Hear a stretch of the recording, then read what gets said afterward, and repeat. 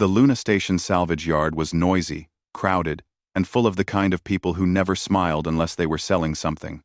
Jace Rennick stood among them with his hands in his pockets, and his eyes half open, pretending he cared more than he did. He had been to many auctions like this, too many, and he already knew the usual pattern. A few good containers would sell for high prices. A few bad containers would get pushed aside, and he would return home with almost nothing. His ship, the Iron Comet, was old and slow, and he needed parts badly. He hoped today would bring him some luck. The auctioneer, a tall man with tired eyes, hit a button that made the next container rise from the storage deck. It was large, metal, square, and covered in dents as if someone had kicked it down a flight of stairs. The lights around it flickered, painting the surface in soft blue shadows. Container 88X9, the auctioneer called out. No manifest data, no known owner. Scanners show no life, no radiation, and no hazardous materials. Starting bid, 20 credits. No one spoke. Jace frowned. Usually someone would at least joke about buying a mystery container. It was a tradition among salvagers. But this time, the crowd stayed quiet. A few people shifted uneasily, as if the container made them uncomfortable. Anyone? The auctioneer said again. Come on, folks. 20 credits. A man near Jace shook his head. Not touching that thing. Another woman whispered. Look how dented it is. Something tried to get out. Jace raised an eyebrow. People like to dramatize things, and most of the time it meant nothing. Containers dented themselves all the time during transport. Still, there was something odd about this one. Someone had tried to paint over its serial numbers. That was unusual. The auctioneer sighed. 10 credits then. 10. Anyone? Just silence. Jace's mind started to turn. A container that nobody wanted was usually either worthless or valuable, and he had so little money left that he could only afford worthless things. But he also knew that some of the best finds came from containers that looked hopeless. He lifted a hand slowly. 1 credit. A ripple of laughter passed through the crowd. 1 credit was less than the cost of a meal. But the auctioneer looked relieved. We have a bid for 1 credit. Any higher? No one answered. Sold, the auctioneer declared, slamming the paddle. Container 88X9 goes to Jace Rennick. Jace tried not to look too proud as he walked toward the loading platform. He paid his single credit, received the digital key, and watched the mechanical arms move the container onto his hover loader. As he guided it toward the docking bay where his ship waited, he felt a strange chill. Not fear, just a weight in the air. Maybe it was the way the metal creaked, even though it wasn't moving. Maybe it was the faint, strange smell coming from it, like burned air mixed with something sweet. But he shook the feeling off. He had dealt with worse. The Iron Comet was parked at Docking Ring C, one of the older and dirtier parts of Luna Station. Jace liked it because the docking fees were cheap, and the station officers rarely inspected ships there. The Comet wasn't pretty, but she flew, and that was enough. The ship's cargo bay doors opened with a hiss as Jace steered the container inside.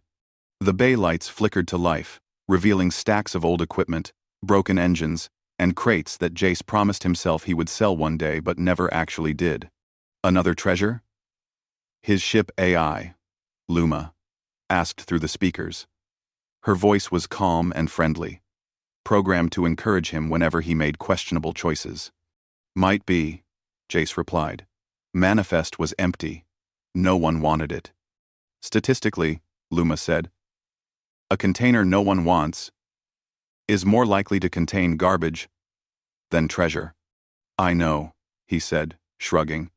But sometimes garbage becomes treasure. Luma hummed thoughtfully. I will prepare the scanners. Jace parked the container in the middle of the bay and stepped back. He pulled out the digital key and placed it against the lock panel. Blue lights flickered, then turned green. The container let out a deep, metallic groan. Jace frowned, leaning closer. Most containers opened smoothly. This one sounded like something inside had been pushing against it for a long time. "Luma," he whispered. "Run a scan."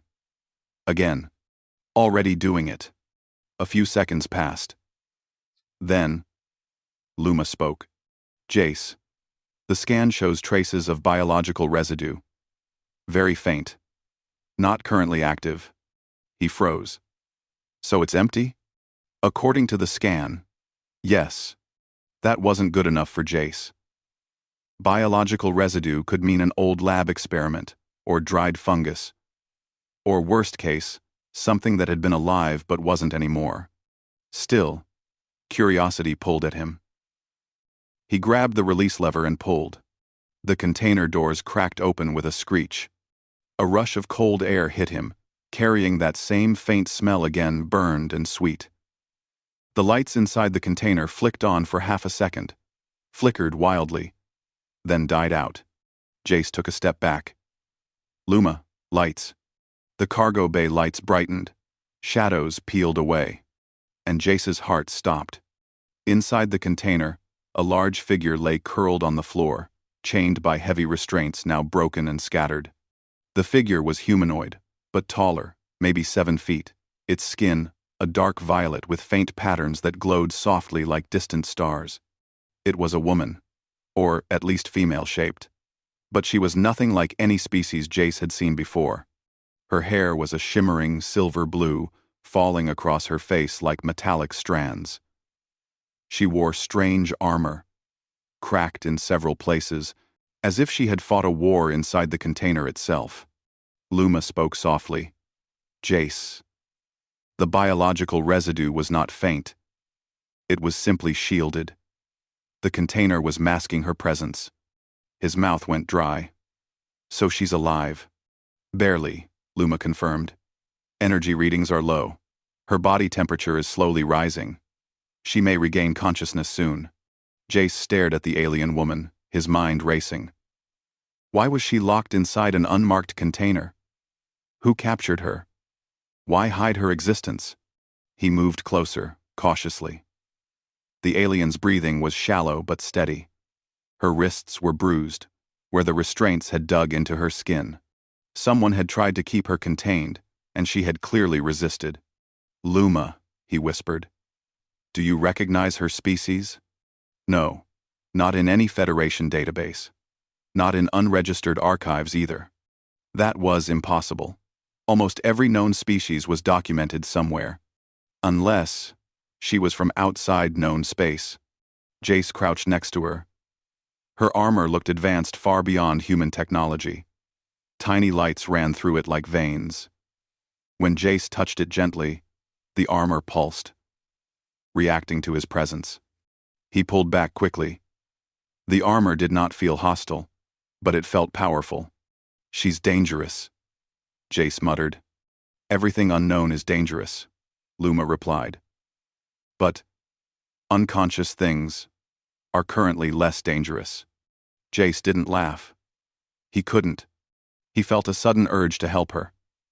It wasn't logical she might wake up and break him in half. But leaving her here would be cruel.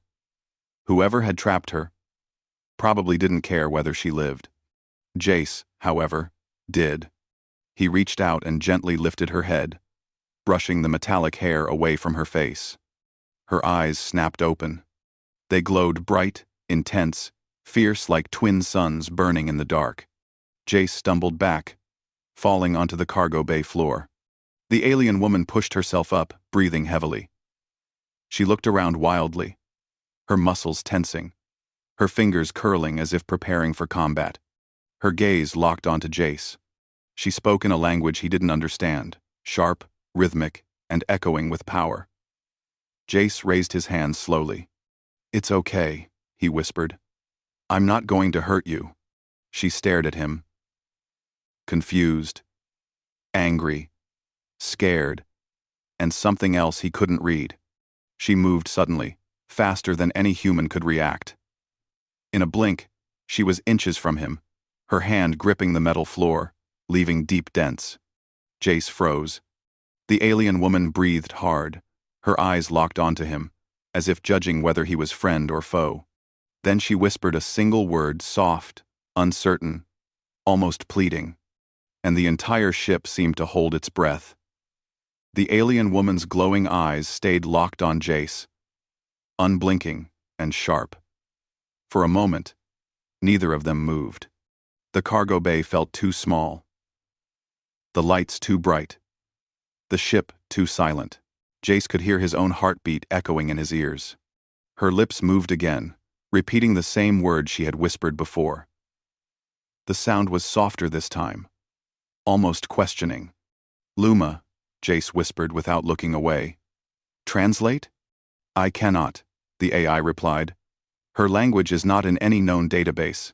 I need more samples." The alien woman tilted her head slightly, as if listening to Luma's voice through the ship's speakers. Then, she looked back at Jace. Her breathing steadied. She blinked slowly, and the glow in her eyes dimmed just a little, becoming less threatening and more curious. Jace swallowed his fear and tried to speak calmly. "I freed you," he said. "Do you understand? I'm not your enemy." "John." She stared at him, confused. Jace pointed at the broken restraints scattered inside the container. "I didn't put those on you. I'm just trying to help." Her eyes flicked to the metal shards, then back to him. She seemed to understand at least the shape of his message, because she relaxed by 1 degree, not much, but enough that Jace felt he might live another minute. The alien woman pushed herself fully to her feet. She towered over Jace, her posture strong but unsteady. Her silver-blue hair fell across one shoulder like liquid metal. The armor she wore hummed faintly, reacting to her movement.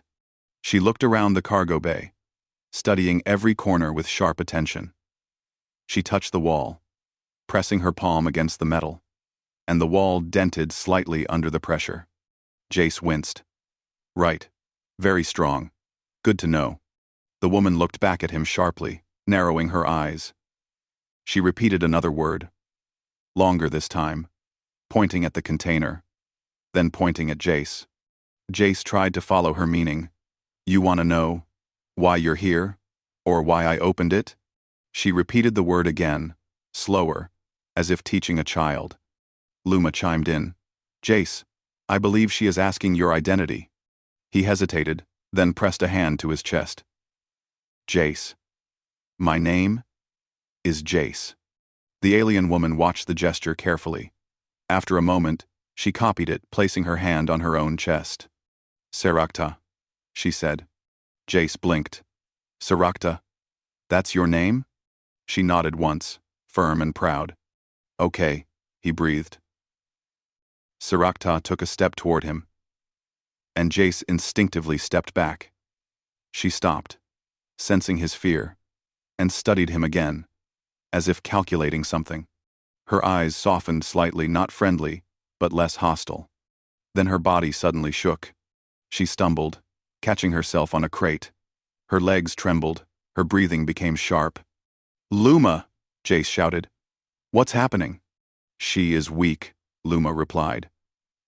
"Her body shows signs of extreme stress, starvation, and forced inactivity. She needs medical care." Jace rushed forward without thinking. Sarakta tried to push him away at first, her arm swinging weakly, but Jace held his ground. "I'm trying to help," he insisted. "Look, you're hurt.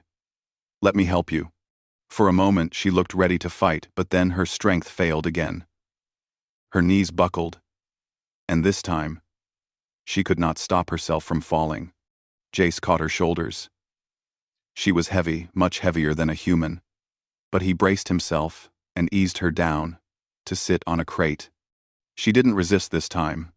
Her head hung, silver-blue hair covering her face. Jace spoke gently. "You're safe now. No one's going to hurt you."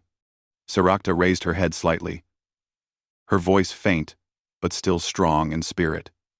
She whispered something, the tone softer than before.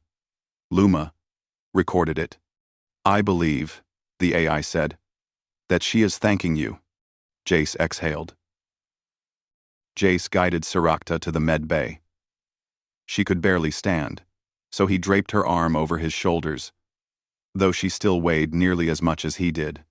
She didn't like showing weakness. He could feel the tension in her muscles, but she allowed him to help. The medbay lights activated automatically as they entered. Clean white panels glowed softly, and the diagnostic table hummed to life.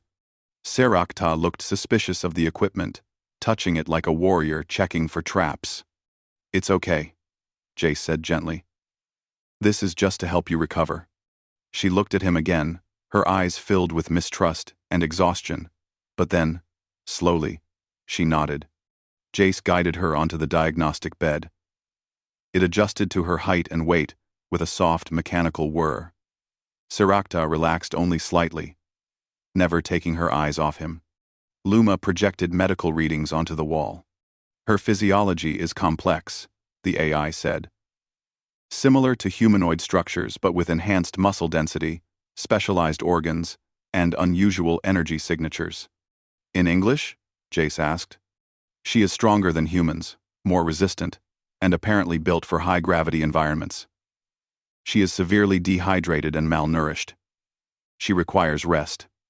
She requires—" Jace nodded. "All right. I can do that." He filled a cup with nutrient water and offered it to her. Sarakta stared at the cup as if it were a weapon. Jace took a small sip to show it was safe, then offered it again. Sarakta watched him carefully. Finally, she took the cup. Her fingers were long and strong, with faint glowing lines across the knuckles. She sniffed the liquid once, then drank it slowly. As soon as the liquid touched her throat, her eyes widened. She drank the rest in one long pull, then held the cup out for more. Jace refilled it. She finished it again. And again. Only after the fourth cup did she stop, breathing a little steadier. Jace offered her a nutrient bar. She took it, examined it, then bit off a corner carefully like someone who had eaten unfamiliar food before. After a moment, she ate the rest quickly. Her breathing slowed. The trembling faded, and for the first time since Jace met her, Sarakta seemed calm. She looked at him, speaking a few words slowly, as if trying to let him memorize the sounds. She tapped her chest again. "Sarakta." Then she pointed at him. "Jace." He smiled slightly. "Yeah, that's me." She repeated his name again, more clearly this time. Then, she pointed at the room, at the walls, at the ship, as if asking something. "She wants to know where she is," Luma suggested. Jace nodded. "This is my ship, the Iron Comet. We're on Luna Station, near Earth." Sarakta stared blankly. None of those words meant anything to her. He tried again, simpler. He pointed upward. "Space. This place." Sarakta looked at the ceiling, then at him, then spoke a slow phrase. Luma translated. "She is asking how far she is from her world." Jace's stomach tightened. "I don't know. I don't even know what your world is." Sarakta's expression tightened in pain, not physical pain, but something deeper. She clenched her fist, and the diagnostic bed creaked under the pressure. She whispered a long, heavy word. Luma recorded it. "Jace." Based on emotional tone, that might mean home. Jace sat beside the bed. "Did someone take you from your home? Capture you?" Sarakta looked at the broken restraints on her armor. Her glowing eyes darkened. She nodded once, slow, full of anger. She spoke again, pointing at herself, then making a gesture like being grabbed. Jace understood. "You were taken. Against your will." She nodded. Jace sighed. "I'm sorry. I really am. But I'll help you. I promise. We'll figure out who did this. Just is in reason 40. Just is in re." Sarakta studied him, as if trying to decide whether he was telling the truth. After a long moment, she spoke softly, a new word. Luma translated after processing the tone and pattern. She is saying, "Trust." As in, she chooses to trust you. For now. Jace felt a strange warmth in his chest. He had gained the trust of someone powerful, mysterious, and probably dangerous, but also someone who had been deeply wronged. "Rest," he said gently. "You're safe here. I'll be nearby if you need anything." Sirakta lay back, her eyes closing slowly. Her breathing steadied, her body finally relaxing after who knows how long of fear and captivity.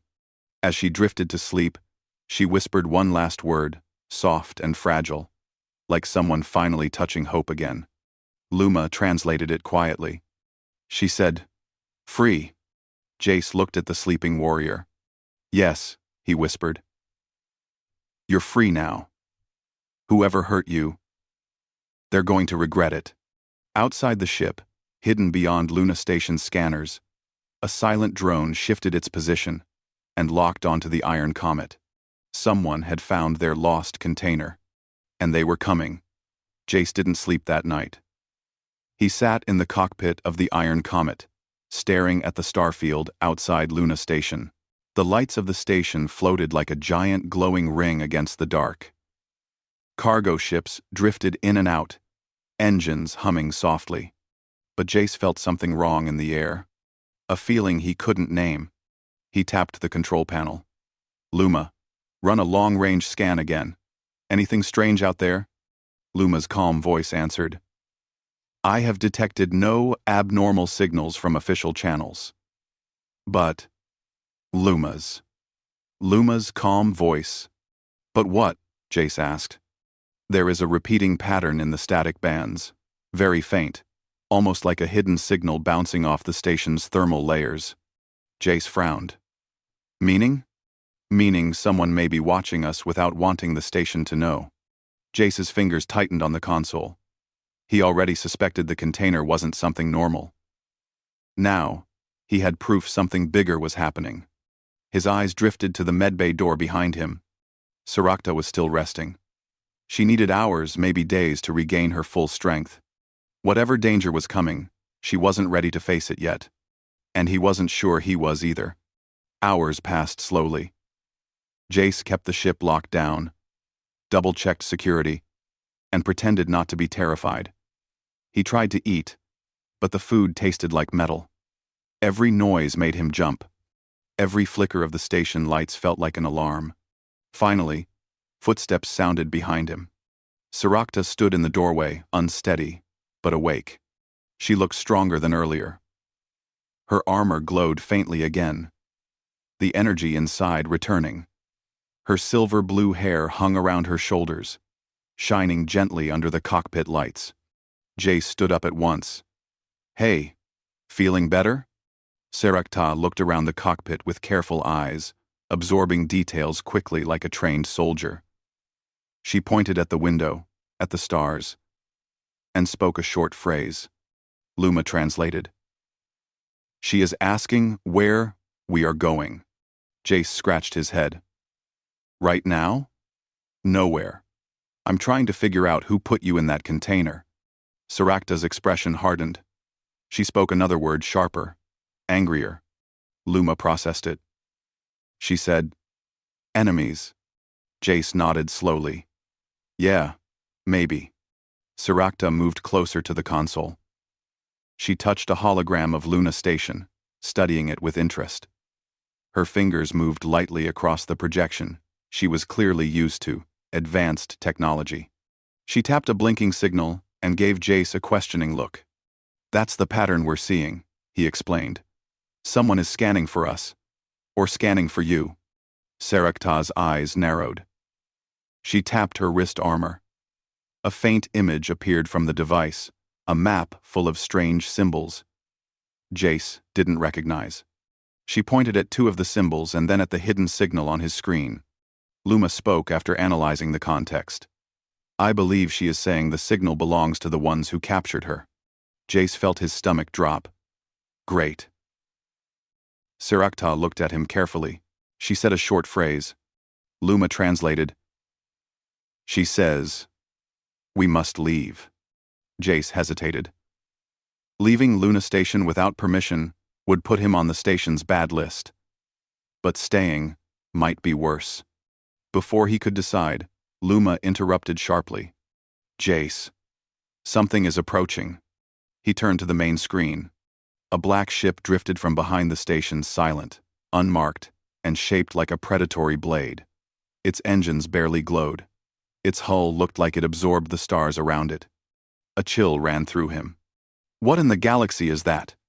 Luma answered quietly. Vessel class. Unknown. Stealth design. No registry. I believe it belongs to a paramilitary group. End quote. And quote. When quote. End quote. Sirakta stiffened the moment she saw it. Her armor brightened, reacting to her rising adrenaline. She said 3 harsh words. Voice filled with fury. Luma translated, "The Vesper Cartel. Hunters." Jace's throat tightened. He had heard the name before, whispers, rumors. A powerful syndicate that captured rare beings and sold them like weapons to the highest bidder. And they want you, Jace said slowly. Sirakta nodded. Then she spoke one more word. Fight. Jace shook his head. We can't fight that thing. My ship isn't built for battle. Sirakta placed a hand on his shoulder. Her touch was firm, but not aggressive. She spoke a quiet sentence. Luma translated, she says humans survive with cleverness, not strength. She believes we can escape. Jace blinked. You believe in me? That seems like a mistake. Sirakta gave him a look somewhere between annoyance and confidence. She moved to the co-pilot chair and sat, her posture straight and ready. Jace sighed. All right, let's try not to die. He jumped into the pilot chair. Luma, power up engines. Already warming, the AI replied. The black ship suddenly lit up search beams, slicing through the darkness. They've seen us, Jace said. Hold on. The iron comet blasted from the docking ring, engines roaring louder than ever. Sirakta gripped the seat as the ship shook violently. The cartel ship reacted instantly. It fired. A bright bolt streaked past the comet, missing by only a few meters. The shockwave rattled the entire hull. Mukara! Sirakta shouted, clearly not a friendly word. Jace jerked the ship sideways. I know! They're trying to vaporize us. Sirakta tapped her wrist device, and a hologram of the iron comet appeared between them. She pointed at the engine roots, then drew lines across the hologram, showing evasive patterns. Luma translated, she is teaching you military flight tactics. Jace stared at the pattern. That might actually work. He slammed the controls. The ship swerved into a tight spiral, dodging 2 more shots. Sirakta nodded approvingly and marked another pattern. Jace followed it, narrow escape. After, narrow escape. She's good, Jace muttered, sweat on his forehead. Sirakta smirked faintly, proud. But the cartel ship wasn't giving up. It accelerated, moving faster than it had any right to. It closed the distance easily. It's too close, Jace shouted. Sirakta suddenly slammed her fist on the hologram, marking a large asteroid field ahead. She pointed, then tapped her chest. She says we go through the rocks, Luma translated. She will help. Jace stared at her. Are you crazy? That field will tear us apart. Sirakta leaned forward and spoke one powerful word. Luma translated, trust. Jace gritted his teeth. Fine. Let's do it. The iron comet plunged into the asteroid field. Massive floating rocks spun in every direction. The cartel ship didn't hesitate, it followed right after them. Jace dodged left, right, up, down. The asteroids came too fast, but Sirakta warned him every time, tapping the hologram to show where to move. A huge asteroid rotated toward them. Too big, Jace cried. Sirakta's armor glowed fiercely. She thrust her palm toward the asteroid through the cockpit window. A ripple of invisible force burst outward.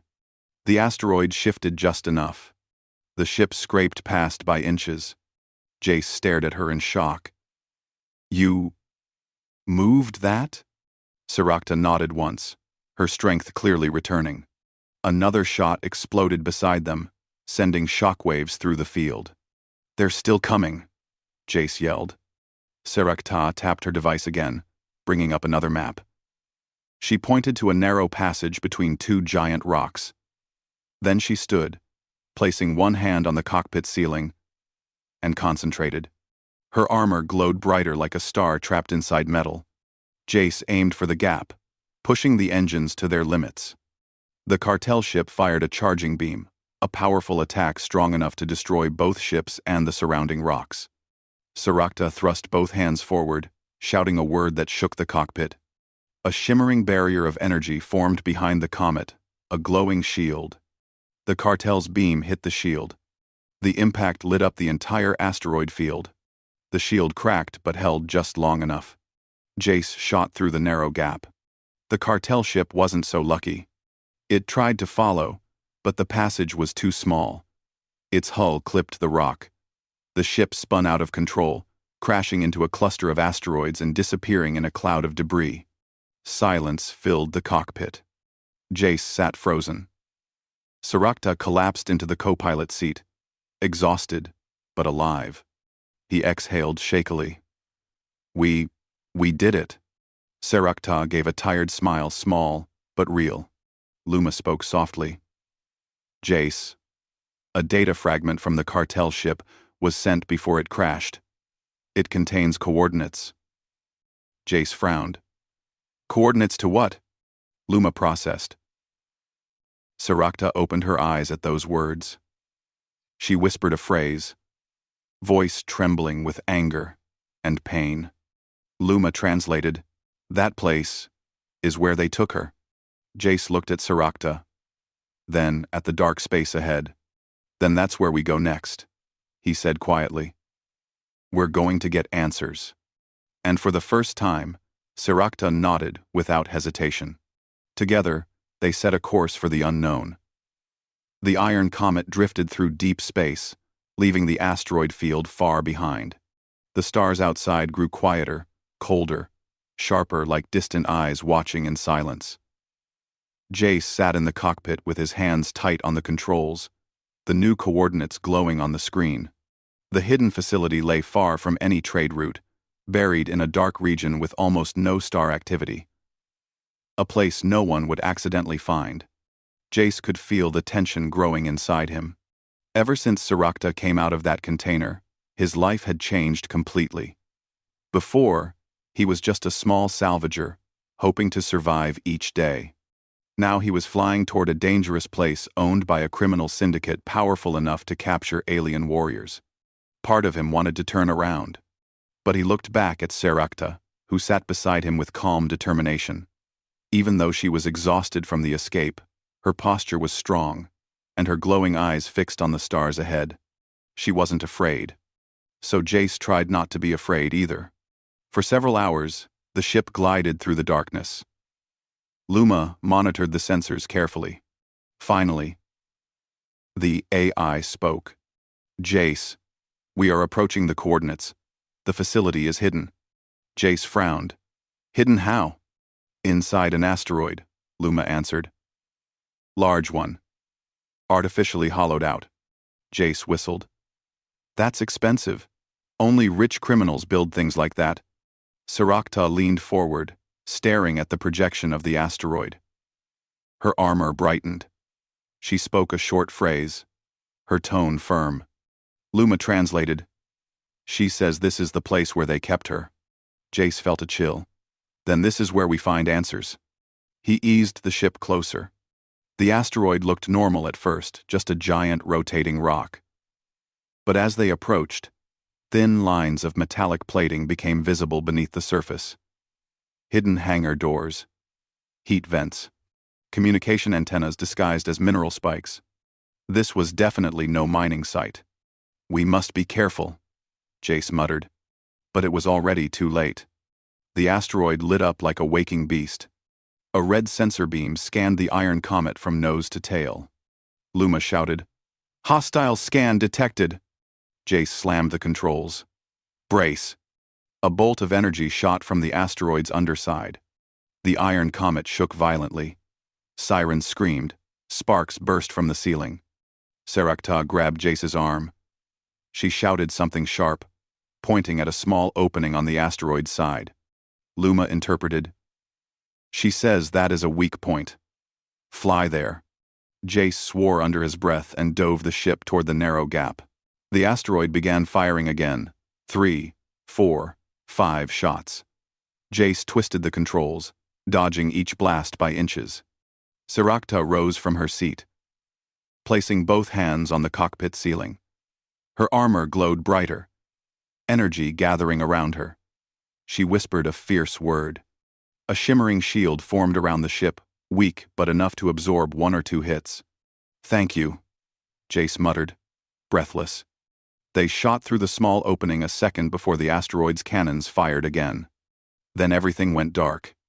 Jace blinked. We are inside an artificial tunnel, the AI said. I am switching to internal sensors. The tunnel was narrow, twisting, almost like a living creature's throat. Bright lights flickered along the walls. Sarakta stayed alert, her eyes watching every shadow. After a long minute, the tunnel opened into a giant hollow space inside the asteroid. Jace stared in shock. Dozens of metal chambers lined the interior walls, round cells with glowing force fields. Strange machines hung like metallic insects, humming with cold energy. And inside, some of the chambers, Jace felt his stomach twist. Different alien beings were trapped inside, tall ones, small ones, winged ones, scaled ones. Some were unconscious. Some were awake and staring with empty, hopeless eyes. Sarakta's breath caught. She whispered a trembling word. Luma translated quietly. She says, "This is the prison." Jace swallowed. This is horrible. Sarakta's fists tightened until her armor glowed hot. Before they could move, a platform rose from below, carrying a tall man in a dark coat. His face was calm and cold, his eyes sharp like a predator. Several armored guards stood behind him. He smiled a sick, confident smile. "Welcome," he said. "You must be the man who stole my property." Jace almost choked. "Property? She's a person." The man ignored him and looked at Sarakta with interest. "You are more stubborn than expected. Most creatures break in a few days. But you... No. You cost me a great deal." Sarakta stepped in front of Jace protectively. Her armor flared with light. She spoke in her native language, voice sharp like steel. Luma translated. "She says she will never bow to you." The man laughed softly. "You will, or you will die." He raised a hand. The guards lifted their weapons. Sarakta didn't wait. She moved faster than Jace could blink. Her palm slammed into the floor, sending a shockwave of energy across the platform. The guards flew backward like scattered toys, crashing into walls. The man barely dodged, stumbling but remaining upright. He glared at her. "So you have recovered some strength. Good. It will make your breaking more interesting." Jace stepped beside Sarakta. "She's not yours anymore." The man's smile twisted. "You think you can stop me? Humans. Always so naive." Sarakta lifted her hands.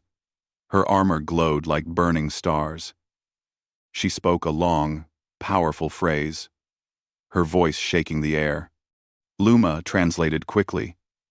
She says, "Today, this prison ends." The lights in the facility flickered. The machines hummed louder. Then the glass cells around the asteroid cracked. One by one, the force fields collapsed. Aliens inside the cells stirred, waking as if hearing a call. Sarakta raised both arms. A pulse of pure energy burst from her like a wave. Every restraint, every lock, every hidden control system shattered. The prison was breaking. The man screamed, "Stop her!" But it was too late. Aliens poured from their cells, weak, angry, desperate, but free. Some ran. Some fought the guards. Some helped each other stand. Jace ran to a console and smashed the controls, disabling the remaining barriers. Luma assisted by hacking the systems, shutting down power grids, and confusing the facility's defenses. Sarakta leapt toward the man. He pulled out a compact energy blade. "You should have stayed asleep." They clashed. He slashed at her, but she blocked with her armored forearm. Sparks erupted. She struck back, sending him sliding across the floor. He snarled and charged again. This time, Sarakta grabbed his wrist, twisted the blade away, and pinned him to the metal platform. He looked up at her with hatred. "You think mercy will save you?" Sarakta stared into his eyes. Then she released him, not gently, but not killing him either. She spoke a quiet, firm word. Luma translated. She says, "Mercy denies him the victory he wants." Jace stepped beside her. "Good choice." The facility alarms wailed. The asteroid was destabilizing. The freed aliens began escaping toward the hangar doors.